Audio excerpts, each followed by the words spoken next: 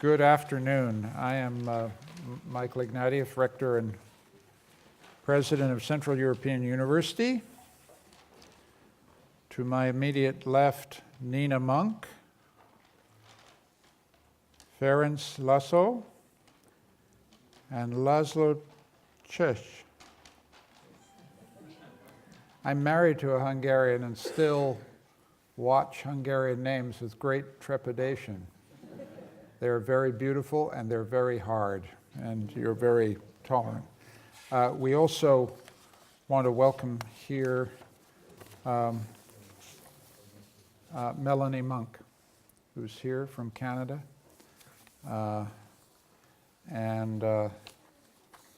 We want to say that this is a very special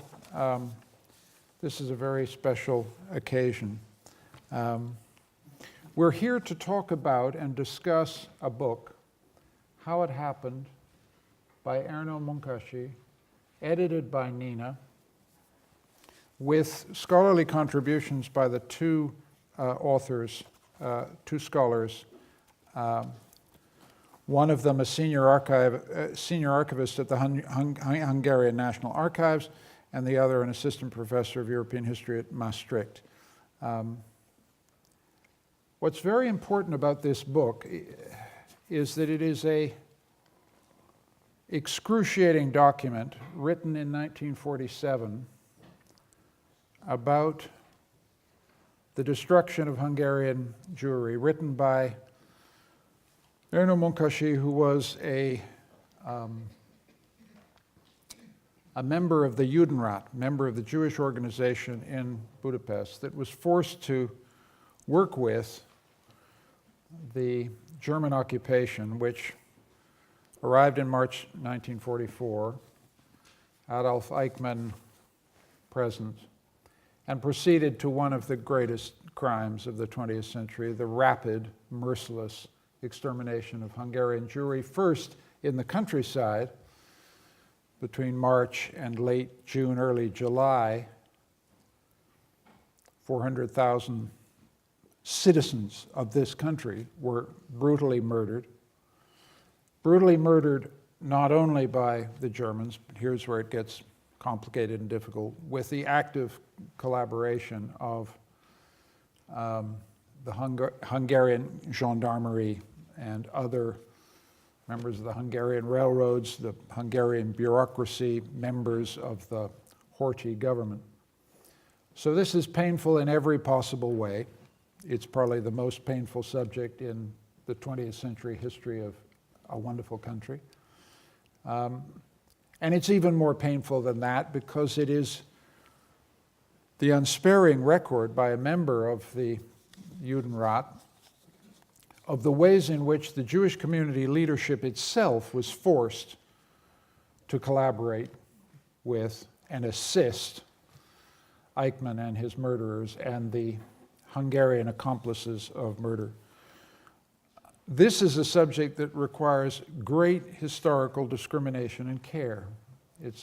Because it's a subject that awakens enormously strong feelings, this is a place where what universities do is really important. Because what universities do is we go back to the documents, we go back to the archives, we call in people who know stuff about this, and we sit down and try and get the facts straight as clear as we can. And this book, which is published by McGill Queen's in Canada, which will be on sale, I think, outside afterwards, which was edited as a labor of love by Nina Munk, on the recommendation of her father, Peter Munk, a wonderful Canadian, who as a young man escaped Budapest on the Kastner train, in one of the few who managed to escape alive from this horrible story. Erno Munkácsi was his cousin, and it was Peter's idea that this had to be published, this had to be translated, people had to know, because this is an extremely important document in Hungarian history. So we commemorate Peter Munk, who's no longer with us. His wife is here.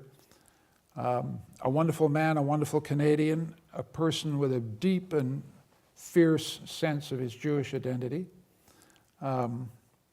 lucky to have the daughters he had and the family he has.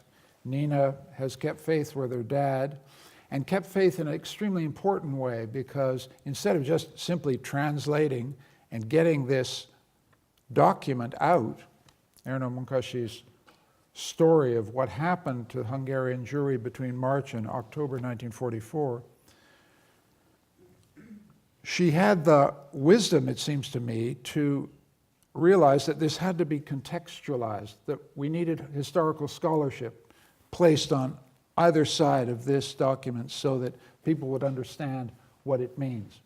And so I salute her for doing this so wisely and so well, and making such an enormous contribution to the history not only of Hungary, but to the history of European Jewry, and to the history of what we have to understand about the darkest chapters of the history of the 20th century. This is an exemplary example of how to do it right, in my judgment, if I can make an editorial comment.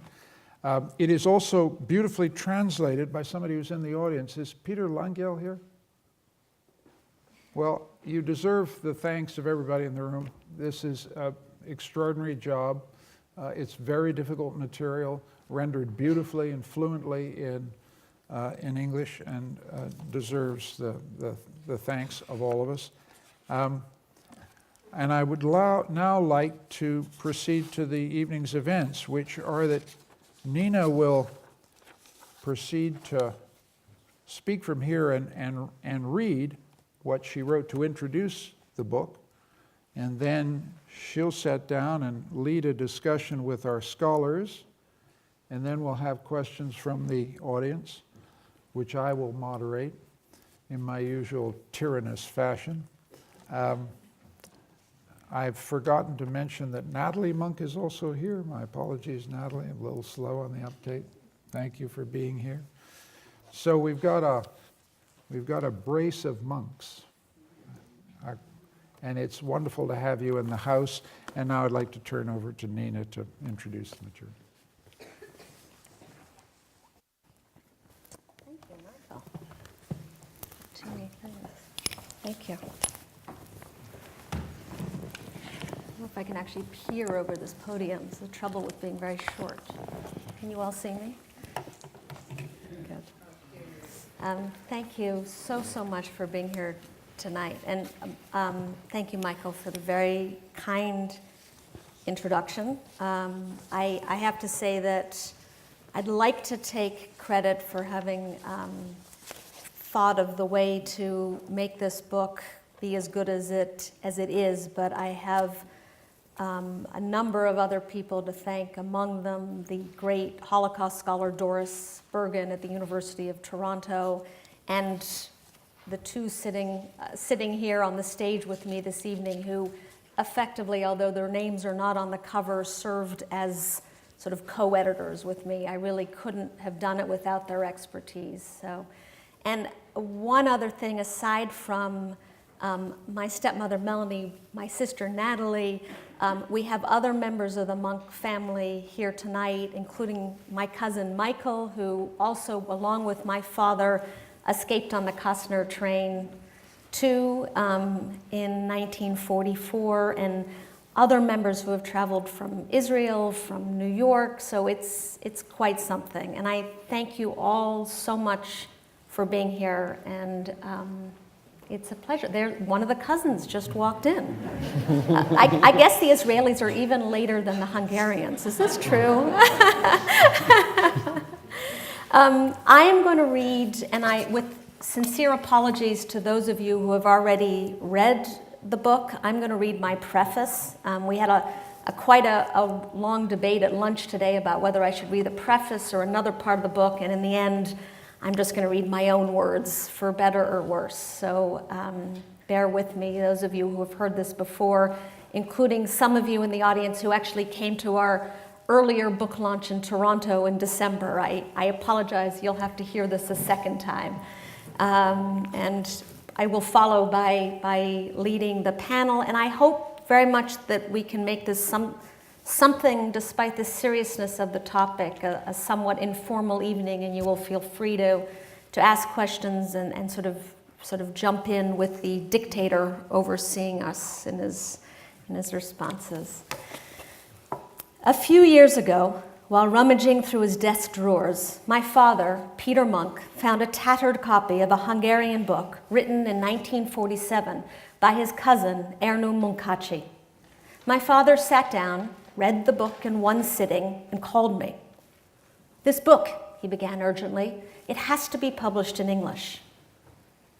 Of course, leading scholars of the Holocaust in Hungary have long been influenced by Erno Munkácsi's remarkable book of 1947. Notably, How It Happened served as a vital source to Randolph Braham's encyclopedic The Politics of Genocide. But as my father understood immediately, How It Happened is not only an important historical record of the Holocaust in Hungary, it's an extraordinary first-hand account of the atrocity, written by a privileged, so to speak, eyewitness and victim. Memoirs of war are almost always affected by hindsight bias. How It Happened was written immediately after the Second World War, when the wounds were still raw. That immediacy magnifies the horrors that Munkácsi describes. The barrage of increasingly preposterous demands made by Adolf Eichmann's Special Operations Unit in Budapest, the Sondersatzkommando Eichmann, the complicity of the Hungarian authorities, the disagreements that unfolded behind closed doors among the frantic members of the Hungarian Judenrat, the mind-numbing swiftness and the barbarity with which hundreds of thousands of Hungarian Jews were rounded up, robbed of their property and civil rights, herded into ghettos, and murdered in Nazi concentration camps. My father and Erno Munkácsi were first cousins, once removed. My father's grandfather was Munkácsi's uncle. Do I have that right, Michael? The Munk family was big and tightly knit, and comfortably bourgeois. In Budapest, in the years leading up to the war, family members gathered frequently in their local coffee house, at their synagogue, and for Shabbat dinners at my great-grandfather Gabor Munk's well-appointed apartment in Lipótváros. Erno, born in 1896, was 31 years older than my father. My father, who was born in 1927, remembered his older cousin as serious, dutiful, and, this is a quote, rather dull. By all accounts, Erno was all that and more. He was a member of Budapest Jewish intelligentsia, a highly respected jurist, cultured, and committed to doing right by his community. As Susan Papp argues in her biographical essay in this volume, by acting as the secretary for the Judenrat, or the Jewish Council, Erno Munkácsi surely believed that he could act as a bulwark against the Nazis. The reality, of course, was something very different, as revealed by a disquieting joke that Erno recounts in his book. A Jew is woken up in the middle of the night by a banging on his door. "Who's there?" he calls out. "The Gestapo," comes the answer.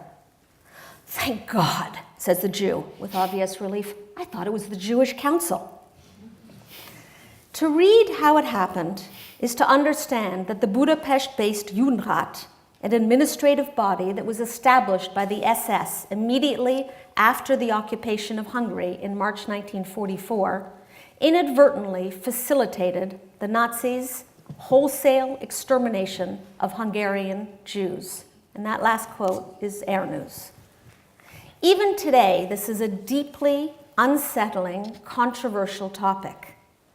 The tragic role played by the Jewish councils in Hungary, Poland, and other Nazi-occupied nations is often defined in terms of choiceless choices, or, to quote the Holocaust scholar Lawrence Langer, other way around, choiceless choices, to quote this Holocaust scholar Lawrence Langer, or impossible choices as we know them. In The Politics of Genocide, Braham describes the Hungarian Judenrat as naive, ineffective, and almost completely oblivious of the inferno around it. Rudolf Vrba, an escapee whose detailed report of April 1944 first documented the extent of horrors at Auschwitz, went even further in his critique of the Jewish elite who composed the Judenrat. He charged them in his later memoirs with complicity in the Nazi crimes. "It is my contention," he wrote, "that a small group of informed people, by their silence, deprived others of the possibility or privilege of making their own decisions in the face of mortal dangers."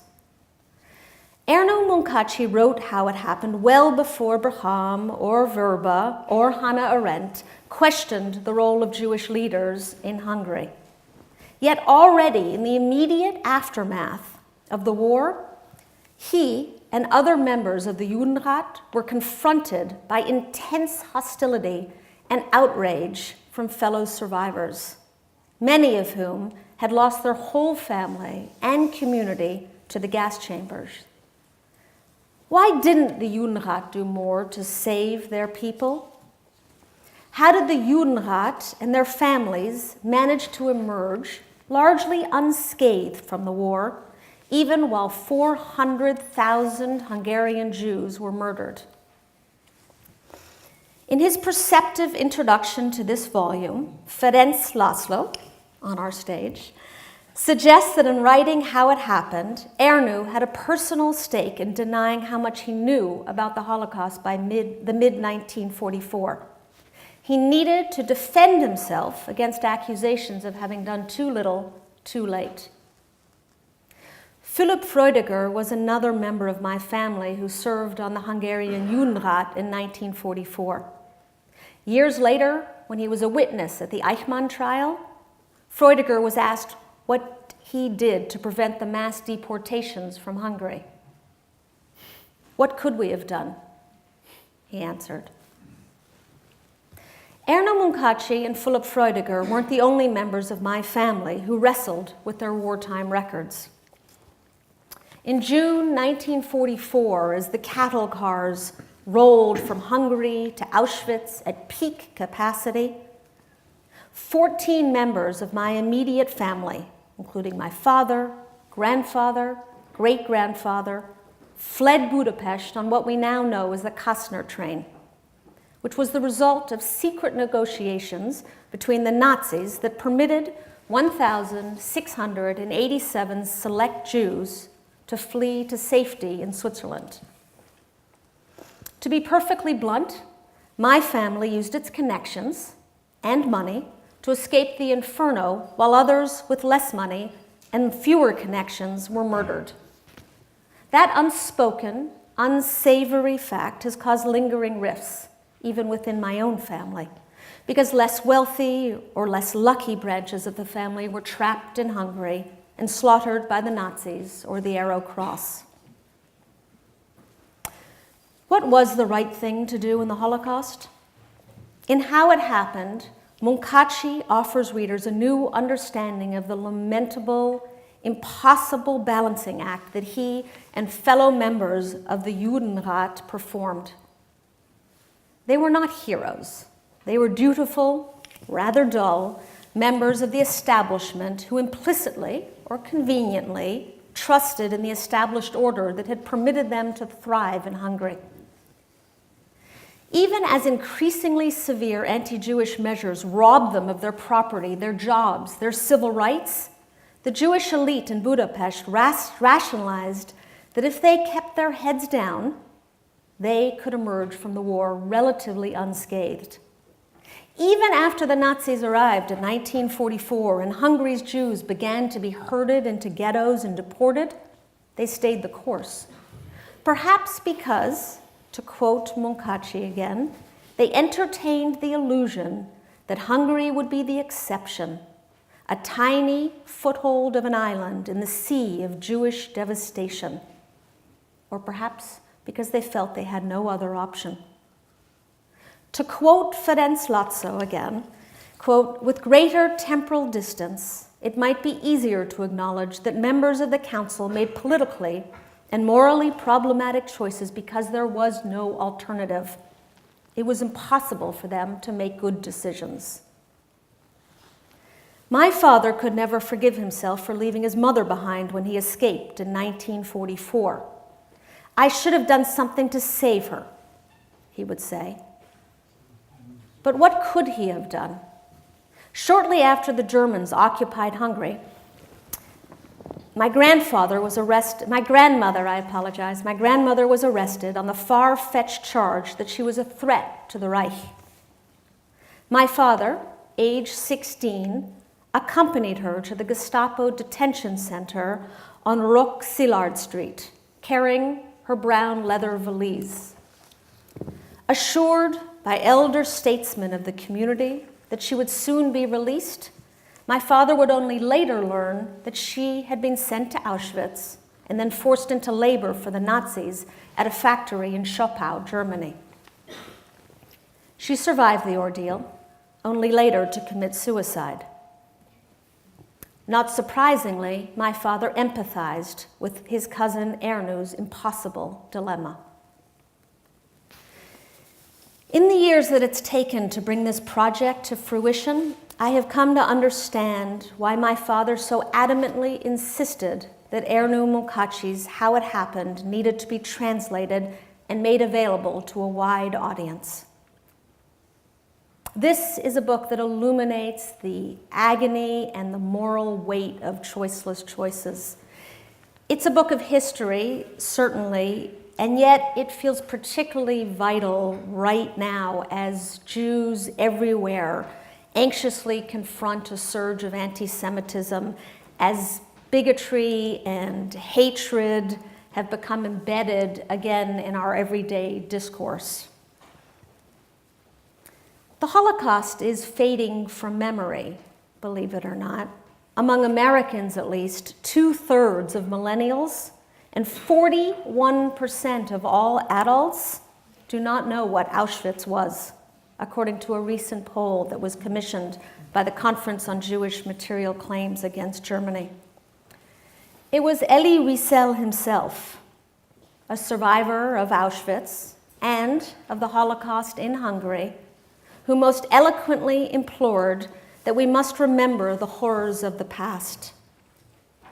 For the survivor who chooses to testify, it is clear his duty is to bear witness for the dead and for the living, he wrote in the preface to the new English translation of his memoir, Night. To forget would not only be dangerous, but offensive. To forget the dead would be akin to killing them a second time. And with that, I will return to our moderator. Thank you. Thank you.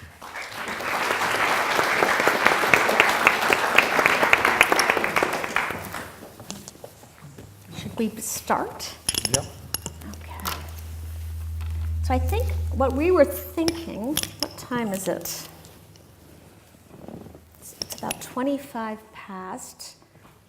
We thought maybe we would ask questions for about 30 to 40 minutes and then open up the floor to questions. Does that sound all right, Michael? Yeah, okay. All right. I think, Ferenc, we should probably start with you. Maybe you can just tell us, it sounds like an obvious question, but it's just not. Why is this book so important? And why is Munkácsi so compelling and I would say complicated too? Maybe you can just give us some context there. Right. Good evening. Thank you all for being here tonight. I would like to start by saying that this is an extraordinary important book, partly because it's one of the first monographic studies of the Holocaust worldwide. And the author, Erno Munkácsi, originally wrote it in the course of 1946, as you've already heard, and published it in the Hungarian original by 1947. And he was a highly educated member of the Hungarian Jewish elite, He very much belonged to the establishment. His father, Bernard Munkácsi, was a very famous scholar whose major contribution to scholarship had to do with the study of the origins of the Hungarian language, through which I think you can already sense that they were very much Hungarian patriots. Can you... Hold on, we have Oh, sorry. we have a mic problem. Yeah, sorry. Is it good now? Good, yep. Sure, then I'll just continue. So again, through that you can already see that they were very much Hungarian patriots as well. And I think the single most important and most controversial fact to be mentioned related to Erno is that he also acted as the chief secretary of the Central Jewish Council during the first month of deportation from this country in the spring and summer of 1944. So what the book provides is really an eyewitness account of the worst period of the Holocaust from within the Council. It is also a book which is very much based on historical sources. Munkácsi is drawing mostly on Jewish sources, and here I think there's really a fascinating element to be added, which is that he helped co-produce many of these sources as secretary of the Central Jewish Council, right? So he's using those sources, but in many ways he was also the one to help co-produce them. So he's an eyewitness, profoundly involved in the subject he studies, but he's also a contemporary historian with an unusually intimate relationship to his sources. Beyond all this, he's also a polemicist.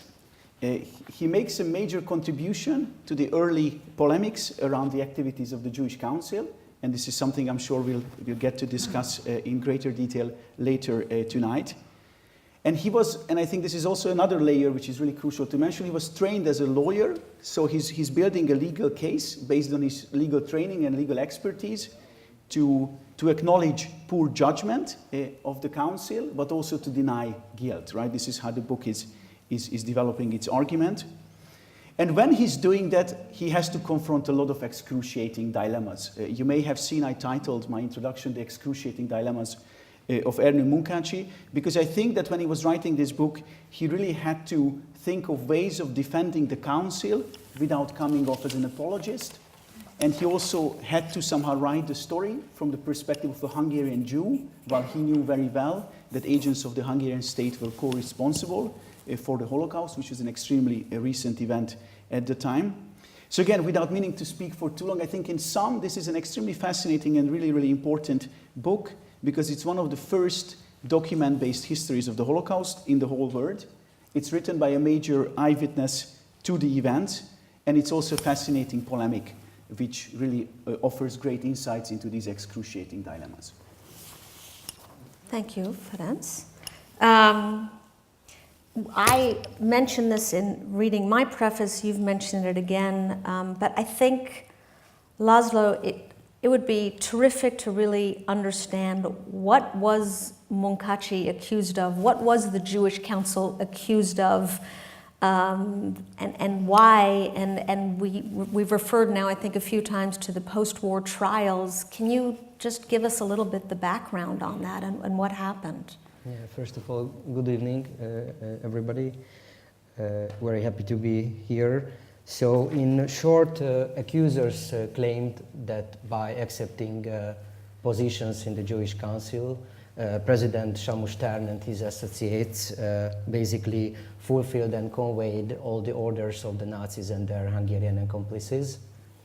And this way, as they contributed to the implementation of genocide, and also as prestigious figures of the community, they provided legitimacy and the facade of normalcy to the process, and also... And sorry, by facade of normalcy, you're referring, because you've talked to me about this before, trying to keep everyone calm, so the community wouldn't freak out, right? Everything's fine, everything's in order. It seems that everything is in order. Because we have our community leaders in charge. Yes, actually. And also the journal of the council, the official mouthpiece, which was of course strictly censored by the Germans and the Hungarians, the authorities, constantly reassured the community members that everything is all right, you should follow orders, you should keep calm. Was it literally a newspaper? It was a journal. A journal, okay. Entitled The Journal of Hungarian Jews. Or later on, tellingly, Journal of the Jews in Hungary. Okay. So Because they weren't Hungarian. Even changed the name Okay. of the journal. So and finally, the members of the councils were not only accused of being unprepared and blind and incapable, but also, which was I think the most serious charge, was that even though they had plenty of information on the nature of Nazi genocide, they deliberately failed to share this information with the so-called Jewish masses. And this way they so-called betrayed their compatriots. That was the accusation. That was the essence of the accusations.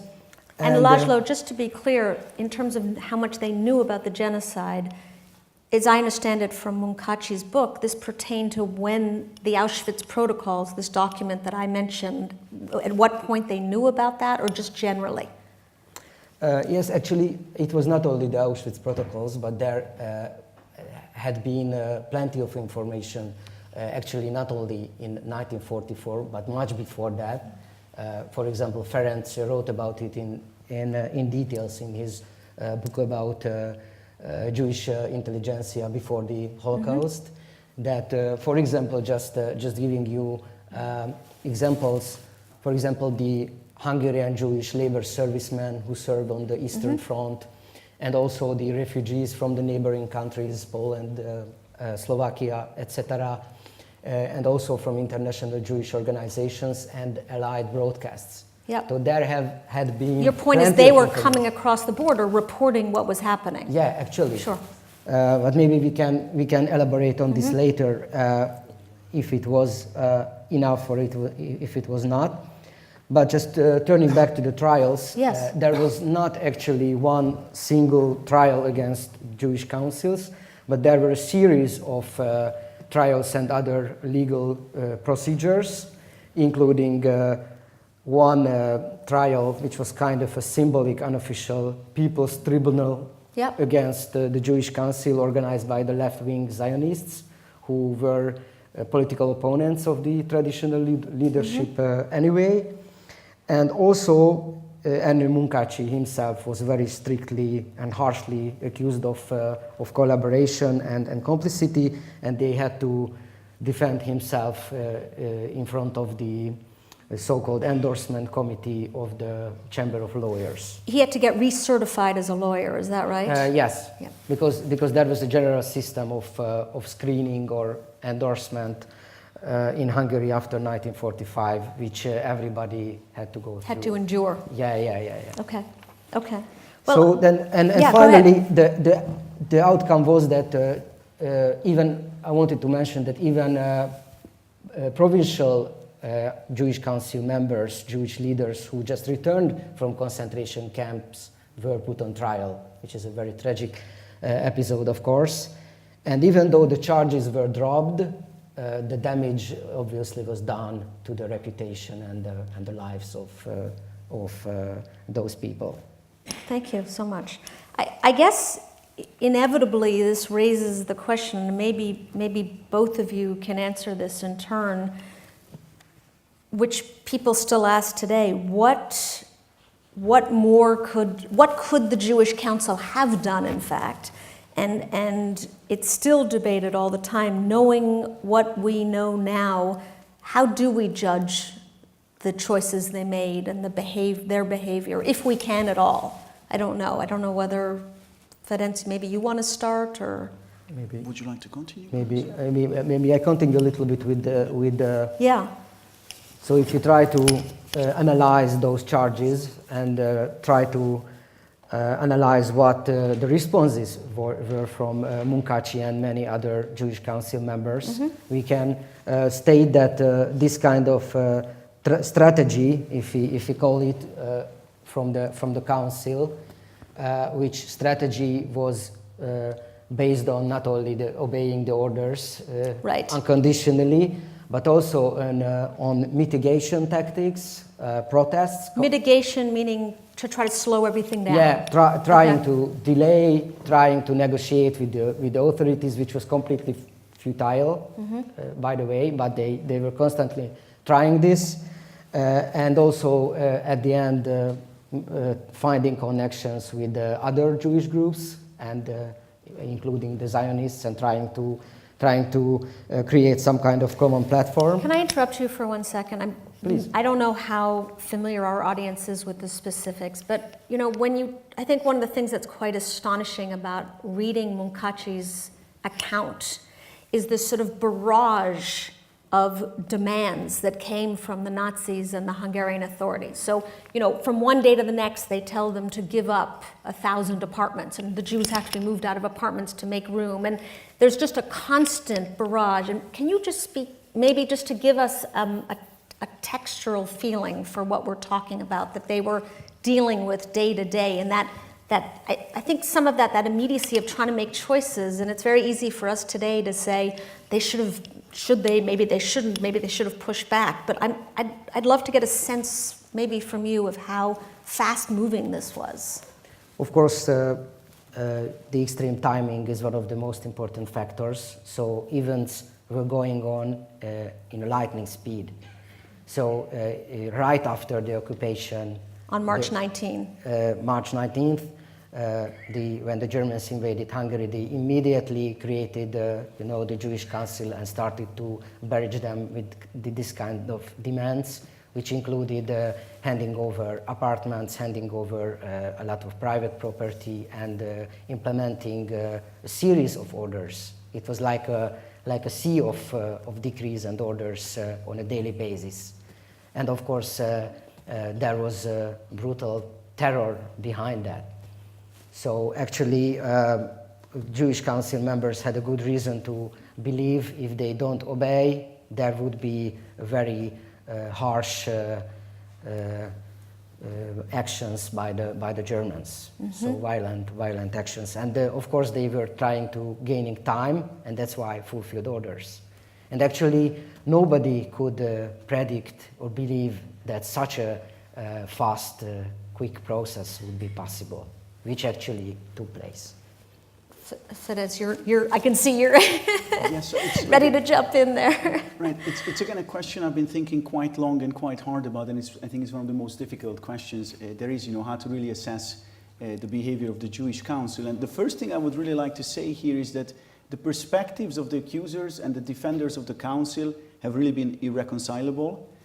I think the accusers, if you look at the discussion throughout the decades, they have typically focused on how members of the Council in many ways fulfilled the demands made by the persecutors, and they very often emphasized the very real and very tragic consequences of their strategy, which again was mainly one of compliance, as Erno Munkácsi also makes clear. Now, the defenders of the Council tend to focus rather on what the Council actually intended to do, how powerless they in fact were, and how little they could have accomplished, even if they had acted somewhat differently.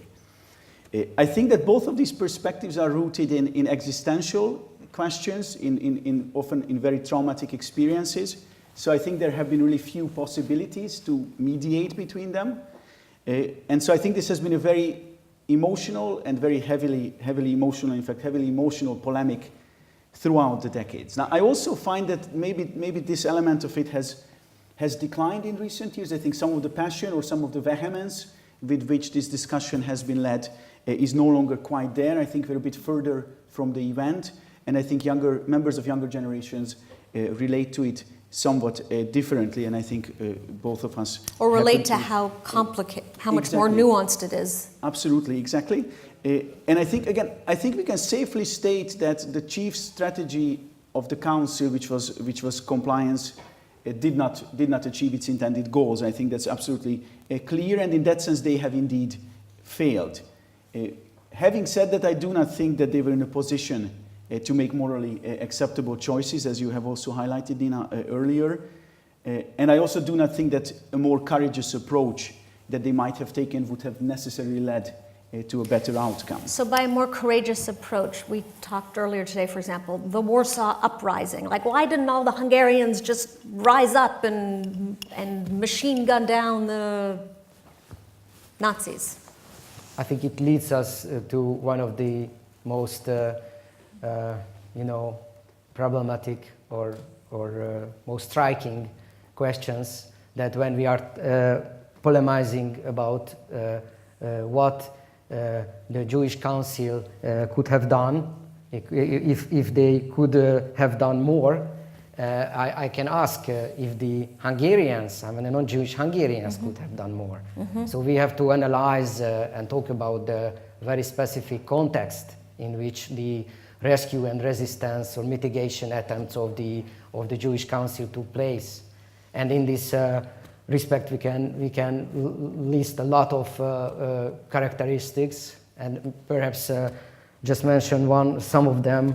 That first of all, the circumstances of the occupation of the country were very specific, because don't forget that it was the so-called Trojan horse operation. It means that uniquely in the history of World War II, an allied country was occupied, and it kept the entire Just to system running. explain, And the meaning that an ally occupied an ally. I mean, Yes. Germany occupied Hungary, and they were actually it allies. was, Yeah. I think everybody in the audience knows it quite well, that it was a peaceful occupation.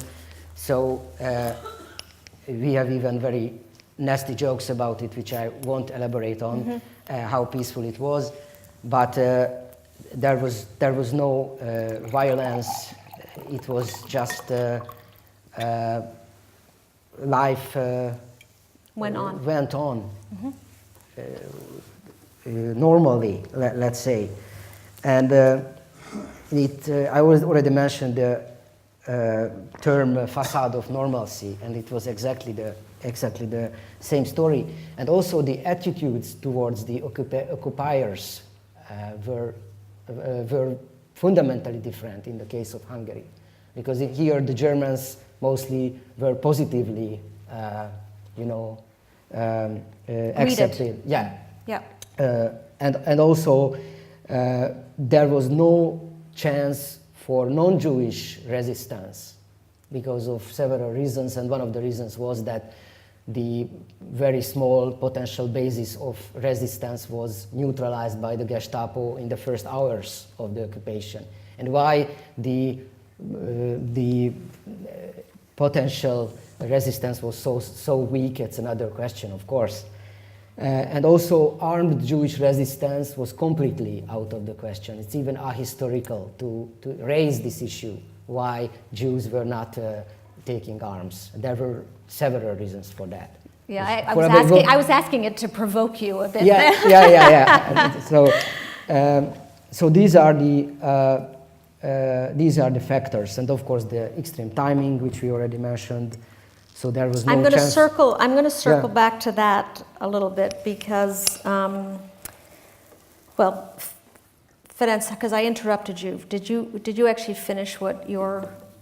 Yes, I think in many ways I did. In fact, I think my concluding point about this question of how to assess the Jewish Council would really be that the critics have formulated accusations against them which are, from their own point of view, fully understandable. But I also think that they are, in a sense, unfair. That would be, I think, my final comment about that, right? That the Council has really tragically failed, and its strategy of compliance, the mainstream or the major strategy of compliance hasn't delivered its results, and it can be questioned. But I also think that we should avoid scapegoating them. Which is something you've written about quite a lot. You're trying to convince everyone not to have this discussion, but we're not, I know exactly what you're saying.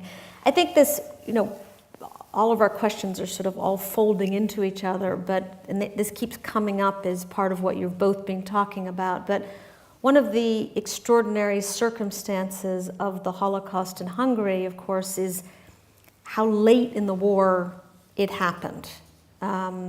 For obvious reasons. I mean, Hungary was an ally of Germany. There was no reason to come in. And we often, of course, refer to the Holocaust here as the last chapter of the war. I think we have that on the back of our book cover even.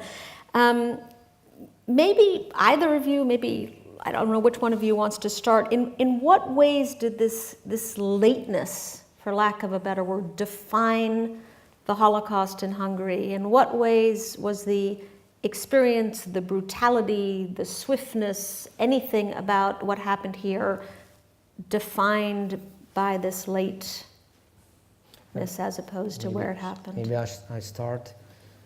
So lateness, of course, had several implications, and one of them was, which I already mentioned, that there was much more information available on the nature of Nazi genocide than before in other countries. But also, there were several paradoxes, and one of them was that by that time, let's say by end of 1943, there was a hope in Hungary, generally amongst not only Jews but non-Jews as well, that Hungary somehow could get away with this war and not only remain on the periphery of the raging armed conflict, but also marginal to the German genocidal plans, which means that the Hungarian Jews could survive. And many Jews actually considered the situation temporary. They were hoping for an Allied victory, and they would hope that life would return to normalcy. Just give you one example. In the countryside archives, you can find, for example, documents which prove that several Jewish families were building houses in 1943. Wow. So if you build a family home, that means obviously you are nursing hopes for the future. So, and the other paradox was that Hungarian Jews responded to the persecutions by stressing their patriotic loyalty and achievements, and as it was also prolifically proved by Ferenc in his book, that it's so interesting that despite the fact that a Hungarian anti-Semitic government is imposing increasingly more radical Jewish laws ending... Anti-Jewish laws. Okay. Yeah. Actually, you are right, because we quite widely use the term Jewish law, but it should be with great quotation marks, even in Hungarian, actually. So anti-Jewish laws, but at the same time, it was the same government which provided the Jews with the hope of survival by refusing German demands for deportations. So the Hungarian government actually did not deport, at least...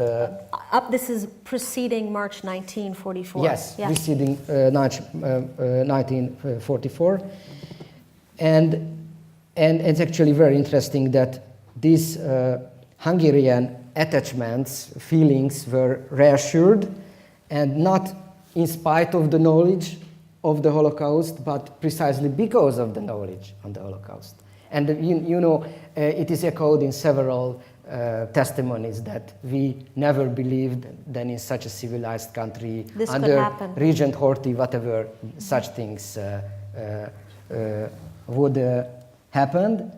And also, of course, you know, the information, we said it was very, very detailed, but how much people believed it, it was another. Laszlo, let me ask you, what about the swiftness, the speed with which more than 400,000 Jews were deported in Hungary? I mean, how many days was it? It's an extraordinarily short period. It took about 8 weeks to finalize the process of roundup and ghettoization and so on. And it was another 8 weeks to deport more than 400,000 people to... But that compared to other countries, other Nazi-occupied countries, that was a very concentrated period of time, no? Actually, it was a world record. It was a world record. Well, there we go. Our knowledge at the moment. So, and it's really hard to believe and embrace such an information. But does this relate as well to this lateness? The idea that by this point, yeah. Of course, it's also part of the unique timing, and nobody could actually forecast or believe at that time that such a campaign was possible. I would rather say that even Adolf Eichmann himself couldn't, you know, plan it, because he couldn't he didn't have a master plan or a blueprint for the project. So the success of the project pretty much depended on the collaboration of the Hungarian authorities. And therefore, at the beginning of the process, it was not clear if they will succeed in deporting 100,000 or everybody. Everyone. Okay. I'd like to perhaps add a few points. Again, I very much share the observations that Laszlo has just made. I also think that if you look at the strategy of compliance that is followed by the Council, this prehistory, the immediate years before 44 are really crucial. That's one of the arguments I'm trying to develop also in my book, to say that, in fact, if you want to understand why they were so compliant, you have to realize that for years before that, before 44, they were relying on the Hungarian government hoping to survive the entire course of the war. Because right? they thought the Hungarian government was on their side. This was the last hope that they had, right? They were surrounded in many ways by the Nazis and by Nazi-allied countries that were implementing the Holocaust before 44. Slovakia, Croatia, Romania come to mind, and everywhere else you had direct Nazi rule around the country. So Hungary was in that sense an island, even though one should say that Jews were very terribly persecuted before 44. So certainly the persecution didn't start then. Again, up to 60,000 of them are violently murdered by 44. So if it hadn't been for 44, we would consider that to be a major act of genocide before that. So again, I think that's the first point I wanted to make, so that connection I think is really important, right? If we want to actually explain why they made this choice, I think this is really one of the key factors, I would argue. Now again, there's another side to it, which is that it's so late in the war. I think we also have to look at not only the Hungarian story, but also the history of Nazi Germany, because there's a reorganization of the camps going on in the last year of the war. The territory that Nazi Germany has under its control is shrinking, and is shrinking rapidly. And there, for the first time, are also moving Jewish people to concentration camps within the core areas of the Reich. And that is also what happens to many Hungarian Jews. The majority of those who are deported in the spring and summer of 44 are immediately murdered in Auschwitz-Birkenau. This is something I'm sure you're all aware of. But those who survive and who are then transported further actually end up in camps like Buchenwald in many cases, or Dachau, further to the west in today's Germany's territory. So that's another aspect, and therefore many of the survivors, because again I'm somebody who has studied the survivors perhaps more than the process of the implementation of the Holocaust. I'm more interested in that side of the story, and I think that it's really crucial to realize that a very high % of the Nazi camp survivors who were Jewish were also from this country. And the third layer I wanted because to... that actually relates to the lateness. Absolutely. Not because they were treated better or No, that not they at were all. taken off so late that a greater proportion. Absolutely, exactly. So, some of them, if you compare it with the history of Polish Jews, for a Polish Jewish person, they had to survive something like 6 years of Nazi occupation, which was practically impossible. And here it's also a shorter period. This year of extermination, right? Saul Friedlander talks about the years of extermination. In the case of Nazi Germany, 6 years from 39. In the case of Hungary, that's really the last year of the war, 44, 45. Now, I think a third layer to this question, which I also wanted to briefly highlight, and that again has to do with the post-war period, is that because it happens so late, the question of awareness becomes really crucial. I think also when we talk about the Hungarian leadership from Horthy, so to say, downwards, and also the activities of the Central Jewish Council, we always actually go back to asking how much did they really know and what choices they made based on what they already knew by then. This is really, in a way, the most contested issue. And in fact, Munkácsi still grapples with this in the book. Absolutely. So one of his central subjects is to show how little they actually knew, how ignorant they remained. And this is where I also try to show that if you look at documents from 42, 43, even if they didn't know the exact details of the worst Nazi crimes, they had a general overall impression of what was being done. Which raises an interesting point, Ferenc, because I think even my sense is, correct me if I'm wrong, even you tend sometimes to go back and forth, I feel. Munkácsi himself, I've heard you say, oh, come on. He claims he didn't know anything. We didn't know anything until we got the Auschwitz protocols. But even you have sounded quite skeptical about whether that's true or not. And maybe you can just finish that thought. Right. I did look at publications from the war period that were, again, circulating in relatively restricted ways, but they were circulating among members of the Hungarian Jewish intellectual elite, to which Erno Munkácsi clearly belonged. And there I really came to the conclusion that by 1942 there was a clear overall sense of what was being done on the Eastern Front. Also, Hungary was, of course, a participant in that war. The Hungarian army was on the Eastern Front together with all the forced labor men who were brought along. And also, crucially, the Jews of Slovakia were one of the first to be deported already in 1942. And you may know that the territory of nowadays Slovakia and Hungary were deeply intertwined in terms of their societies, right? It was basically one country until the end of the First World War, and many Hungarian Jews had close relatives in those areas. For example, Philip Grunwald, who wrote the most detailed and I think most accurate report about the Holocaust in a European scale by 1942, his entire family was deported from Slovakia by then, right? So there you immediately see the connection. And again, because of these reasons, I'm quite skeptical. I think that what Munkácsi does is really building a case of ignorance, and the way he does it is that he focuses the discussion on a specific subject, which is how much did we know about Auschwitz-Birkenau? And there I think he has a very strong case to say that they didn't know exactly, what this camp was like, how it was operated, and so on. I think there he has a fair point. But the question is actually broader. The question is, even if they didn't know the details there, they probably still could have a very clear and strong intuition that these deportations will lead to mass murder. It says something about what a refined legal mind he had, that he, Absolutely. the way he builds this. Yes. Sorry, Ferenc, to go back to you again, but I think one of the mysteries for me, and of course I'm a foreigner, I don't even speak Hungarian, I'm embarrassed to say, but I certainly grew up hearing, by dint of my father, of course, hearing about the Holocaust in Hungary. And yet, reading this book for the first time, I was taken aback by how little it turns out I knew. And I think that it makes me sort of wonder, why has it taken so long for attention to be paid to the Holocaust in Hungary? Why has it taken so long for this book even to be translated? I mean, just as a version of that, compared to the Holocaust in France, about which I know much more, or Poland. Yes. Right. It's, again, a huge issue. And I would perhaps start by saying that, Germany is often held up as a positive example. Nowadays, a country that has come to deal with its darkest past, the history of National Socialism. And I think this is, to some extent, justified when you look at Germany today.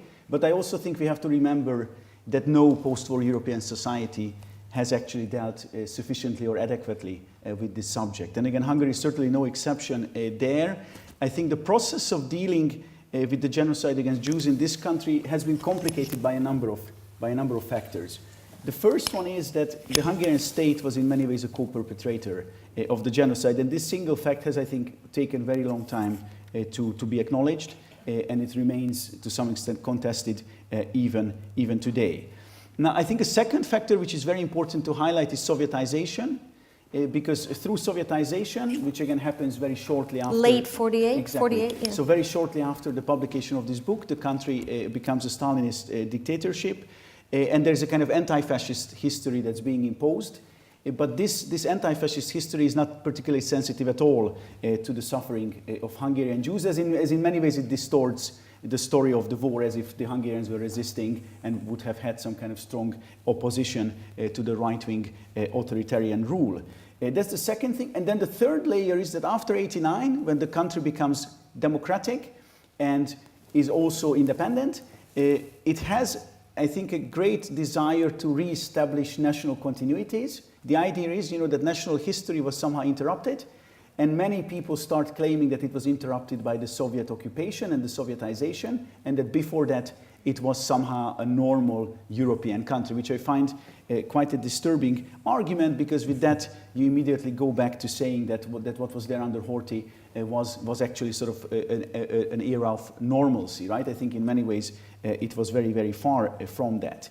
and it's easy to show. So again, I think these are the three main factors that you have to take into account. You know, a very serious level of, very high level of responsibility on the state level, Sovietization, and then a kind of new nationalism which really dominates Hungarian politics in more recent decades.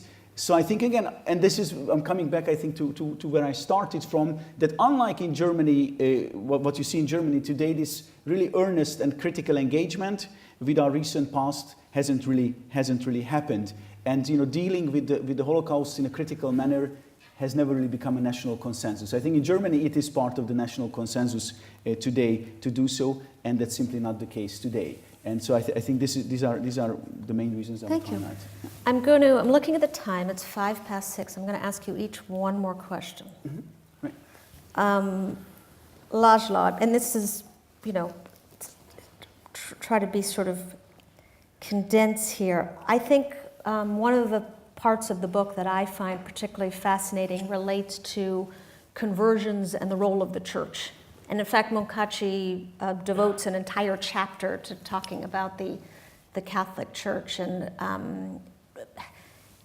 you know, and I know in my own family there were conversions, of course, and people thought they could save their necks by converting. You know, good luck with that. But can you just speak a little bit about that? It's I think, a period that not a lot of people know much about. And can you just talk about how prevalent it was and maybe quickly give us a sense of the role of the churches in the Holocaust? Yes, first of all, conversion. It seems that it was a very common issue. In fact, mostly it was common in Budapest and amongst the cultural, economic, political elites of the Hungarian Jews, and it was quite minimal in the countryside, especially in the Orthodox communities. We have to because that. of course, in Budapest, the Jews typically were more secular to begin with, were likely to be more acculturated. Yeah, much more, and also the so-called reform or neologue movement within the Jewish community dominated the city. So it was mostly restricted to these groups in Hungary. So even though the Hungarian Jewish community was generally very patriotic and considered itself Hungarian, but few of them went as far as complete assimilation, which was Do we have any sense of how many converts there were? Let's say that like before the First World War, it was you know, generally in the entire country it was around 1%. Okay. And later on, by the time of the Holocaust, it became like 7 to 8%, if I remember correctly. But once again, it was nearly zero in the northeast, where Hasidim and Orthodox communities lived, whereas in the central districts of Budapest, it was about 20%. Got it. So it was a huge difference, and it's really interesting that the conversion was always connected to like the peaks of crisis. For example, the two peak years were right after the First World War, characterized by anti-Jewish violence and pogroms. And the other peak was, not surprisingly, 1938, the first Jewish law. But then it's interesting that Munkácsi states in his book that each and every Jewish law was followed by another and even larger wave of conversions, which was actually not true. Interesting. The point was that the number of conversions were strictly diminishing from 1939 onwards, and precisely because the so-called second anti-Jewish law in 1939 was qualitatively different from the previous one, and it used racial categories. Therefore, to put it bluntly, there was no point to convert when you are considered Jewish anyway. I'm vaguely remembering this now. Was the cutoff if you had converted before 1919? There was at some point. Yeah, actually, it needs a little bit longer explanation why. But the date was August 1st, 1919, which was the last day of the communist dictatorship in post-war Hungary, Okay. which was so-called the so-called People's Republic. And because of many functionaries of Jewish origin who took part in this takeover, there was a myth of Jewish Bolshevism and Judeo-Bolshevism, and therefore it was actually a quite anti-Semitic category, that if you converted before that time, you were a real Hungarian patriot, but if you converted after that, you converted because Just because. you just wanted to Okay. Use it as a pragmatic Laszlo, I'm going to process. give you 1 Yeah. minute. Churches. Yeah, and of course, It's only the subject of books, but you have 1 minute. it's like a very controversial subject, but just in a nutshell, of course, Hungarian churches had a very controversial record because they legitimized anti-Jewish legislation, and also there were many influential anti-Semites amongst the churchmen. And the behavior of the top leadership of the churches was also very controversial in 1944. And if you talk about the conversions, for example, even in the worst months, the leaders of the Christian churches refused to make the rules of conversion more lenient. I mean, shorten the period of conversion, which was prescribed. And this way they were not opening the gates wide, let's say that. They didn't help protect even Yes. those who had converted. Yeah. However, on the lower levels of the hierarchy, many churchmen tried to save Jews, even sacrificing their lives. So there were very examples of very heroic behavior as well. And of course, in 1944, conversion had mostly psychological effects, Yeah. because they were not given any preferential treatment by the government, but in some cases it could contribute to survival. Interesting. Thank you. Ferenc, not to make your life difficult, but I'm going to leave you with what I think may be one of the more difficult questions of the evening. As a foreigner, certainly as a New Yorker, I feel like I read pretty well every day about the resurgence of anti-Semitism in Hungary today, and the hate-mongering in the recent elections, for example. This is kind of a stretch, perhaps, but do you feel that there are any echoes at all between what's happening today and 1944? Are there any parallels to be made between contemporary Hungary and the Hungary as depicted in Munkácsi's book? Right. Again, it's indeed a very difficult question, and I don't know how many minutes I would have to answer. You're just going to be here for an hour. Just one. But I would start by saying that the subject of anti-Semitism has been part of Hungarian public life for decades now, and that's, I think, on the surface, that's a very positive thing. It also means, however, that it's a heavily politicized subject. And again, I think when you look at the lack of critical engagement with the history of anti-Semitism in this country, I think you can really see that today, because, for instance, researchers, András Kovács, among others from this university, who have looked at the anti-Soros campaign that was launched, they found that for Hungary's Jews, it's very, very easy and very obvious to see that this has anti-Semitic components, that this is somehow mobilizing anti-Semitic sentiments, and in a way the narrative that is presented is really deeply anti-Semitic, in fact. But for non-Jewish Hungarians, this connection is not that obvious. They find it, in fact, surprising when people insist that this is an anti-Semitic campaign. And I think there you see that simply the awareness of what anti-Semitism is, and that this country has that history with it, is simply largely absent. It might come as a shocking realization. So again, in this sense, you may say that there are superficial similarities, or at least continuities of some kind. But I would also insist that there are major differences. There are major differences, and I think that has to do with at least three factors. The one is that the government today is officially anti-Semitic. They are opposed to anti-Semitism, and they support Jewish initiatives, even if they clearly. What does it mean to be anti-Semitic? You're They- confusing. Yes, right. They have officially they have a policy of zero tolerance towards anti-Semitism, and they again, while doing that, they support the Hasidic Jews as opposed to the largest local organization, which is the Majahist. So they are trying to also change Jewish politics. They have very intimate relations to Israel in diplomatic terms, which has never quite been the case to this extent. That has really been there has really been a sea change. It's among the right wingers, one should say, but it is there.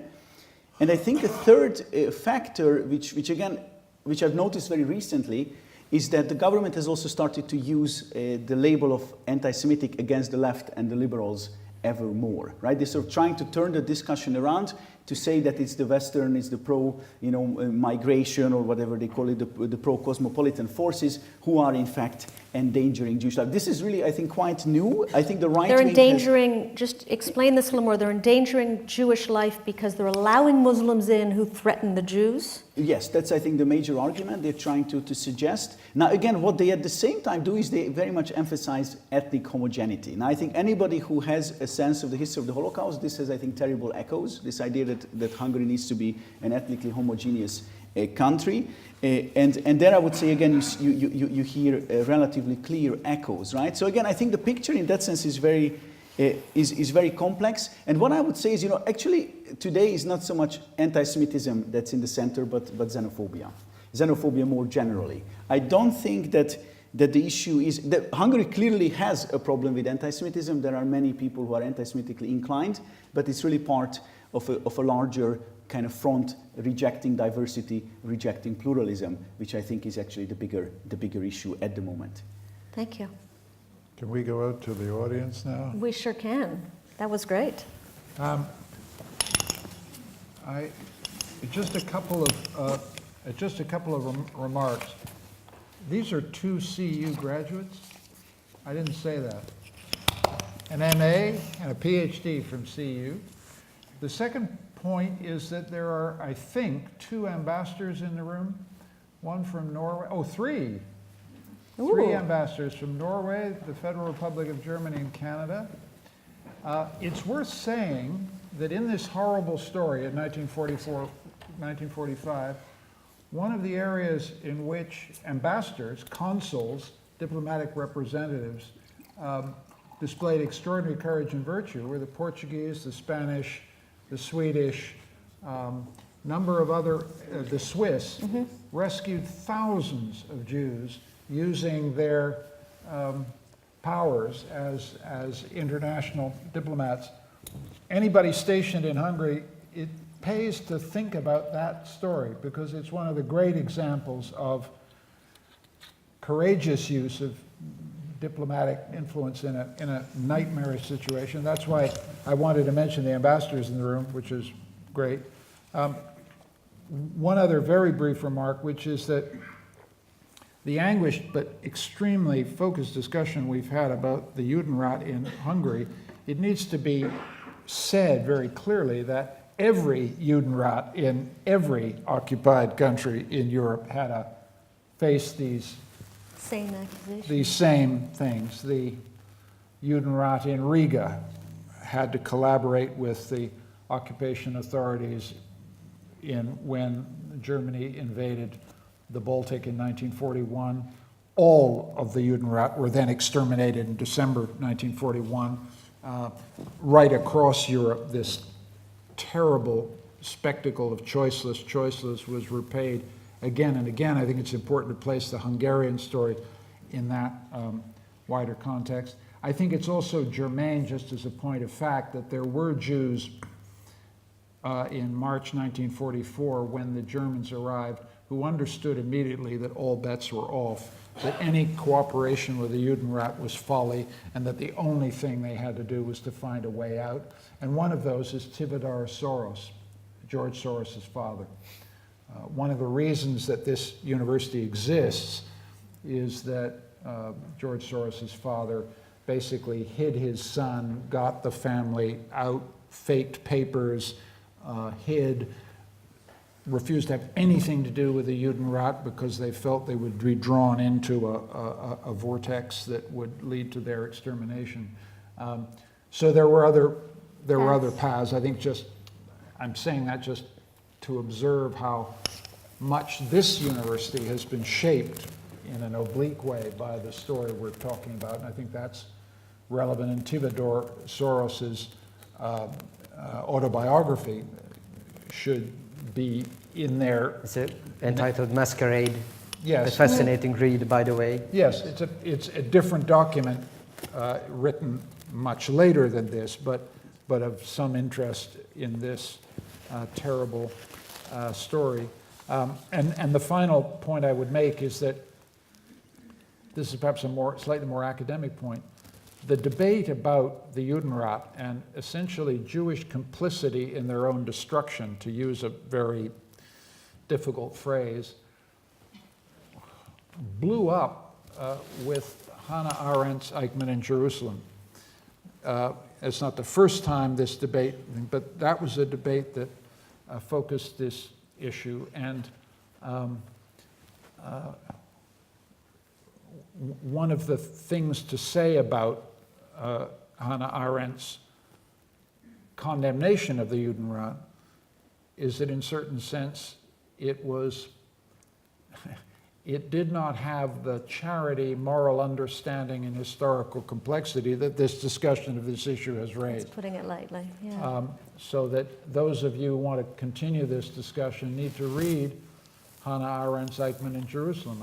Eichmann is the architect of this horror, and she was at his trial, but she had very, very condemnatory things to say about the Judenrat that perhaps did not understand the kinds of complexities we've been dealing with here.